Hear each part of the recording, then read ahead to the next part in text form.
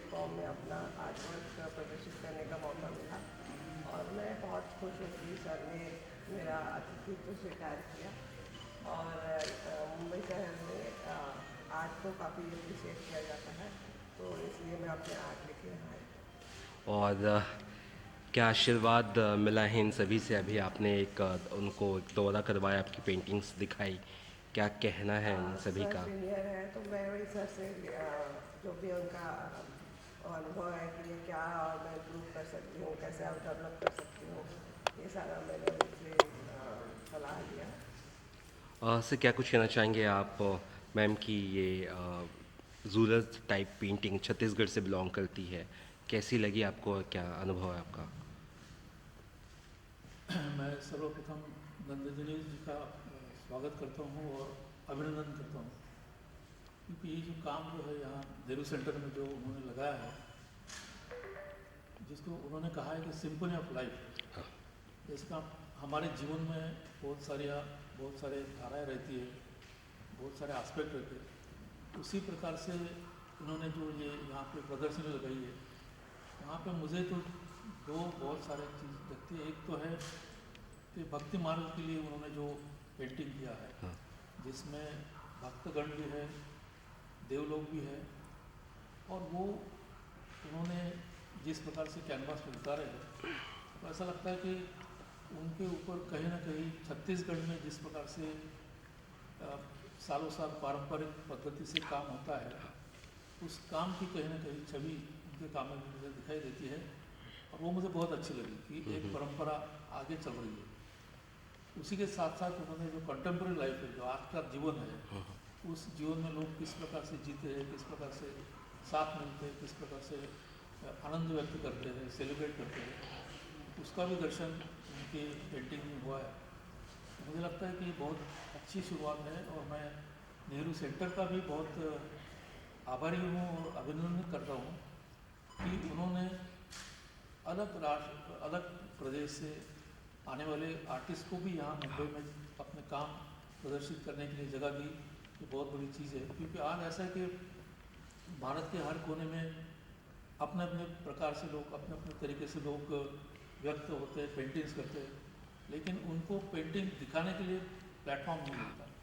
वो प्लेटफॉर्म आज उन्हें मिला है नेहरू सेंटर की वजह से, तो मैं नेहरू सेंटर का भी बहुत धन्यवाद करता हूँ और मैं शुभकामना देता हूँ। और मुझे लगता है कि आगे चल के नंदिनी जी का काम और अच्छा हो जाएगा और बहुत सारे उनका प्रशंसा भी मिलेगी। जी। धन्यवाद। सर क्या कहेंगे आप? सर ने भी अभी प्रशंसा की आपकी कि आपने एक मौका दिया एक अलग राज्य से आने वाली मैम को, क्या कहेंगे आप? सर्वप्रथम नंदिनी जी का बहुत बहुत धन्यवाद कि उन्होंने एक पौधे छत्तीसगढ़ से है, लेकिन अ, छत्तीसगढ़ को बम्बई में उन्होंने लाया, क्योंकि उनकी एक काम करने की जो एक स्टाइल है, क्योंकि आम इधर हम देखते हैं बम्बई में जो पेंटिंग की डिस्प्ले होती है, तो कभी ऐसा कुछ अलग दिखने लगा तो उसका एक ये लगता है कि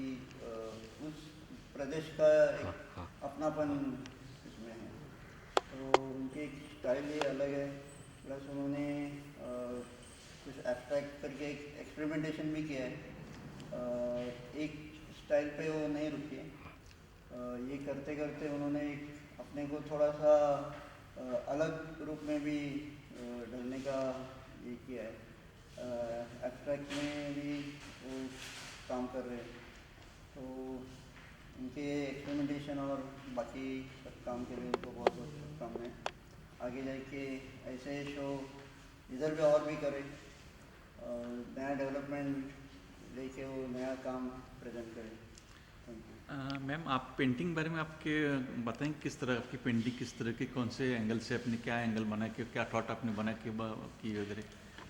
शुरू में मैंने हारमोनी विथ नेचर से स्टार्ट किया था, धीरे धीरे इस थीम तक पहुंची। तो ये जो जीवन धारा सीरीज़ है, ये मुझे ऐसा लगा कि इसमें मैं बहुत सारी चीज़ प्रेजेंट कर सकती हूँ। तो मैंने जीवन धारा को फिर एब्स्ट्रैक्ट और फिगरेटिव दोनों रूप में ढालने का कोशिश किया।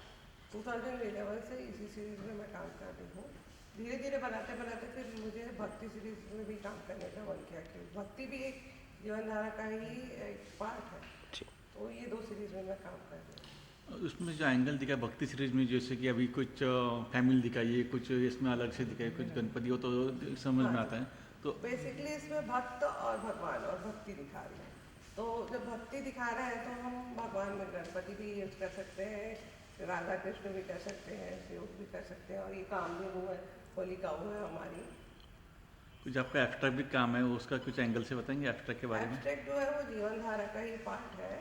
उसमें मैं light and dark colour and golden colour use करती हूँ। तो जो लाइट कलर है वो लाइफ में आने वाले पॉजिटिव थिंग्स है, हैप्पीनेस है, और जो डार्कनेस है वो स्ट्रगल है, पेन है, इस तरह का है। और जो गोल्डन कलर है वो गोल्डन मूवमेंट है। लाइफ का जो गोल्डन मूवमेंट होता है वो हाईलाइटेड होता है, हमारे ब्रेन से उसका इम्पैक्ट कभी जाता नहीं। तो उसमें एक डॉट या कुछ इस तरह का गोल्डन।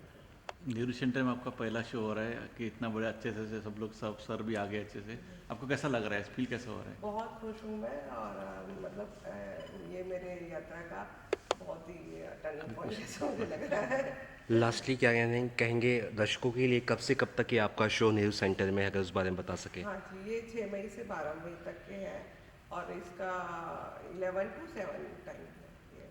Thank you thank you. एक्झिबिशन तर खूप सुंदर आहे. आम्ही तिचं आर्टवर्क बघत आलो आहे आणि दिवसेंदिवस त्याच्यामध्ये प्रगती होत चालली आहे आणि खूप वाढत, म्हणजे तिच्या कलेला अजून काय म्हणतात प्रगतीच्या मार्गावर जात आहे. आणि मला खूप आनंद होतो आहे की छत्तीसगड जिथे अजून महाराष्ट्रातली लोक ओळखत नाहीत, पण ते आज इथे आपलं नाव आम्ही कोरतो आहे, लिहितो आहे की नेहरू आर्टमध्ये छत्तीसगडच्या एका स्त्रीचं एक्झिबिशन लागलं. याचा मला खूप अभिमान वाटतो. सर आपण काय म्हणणार?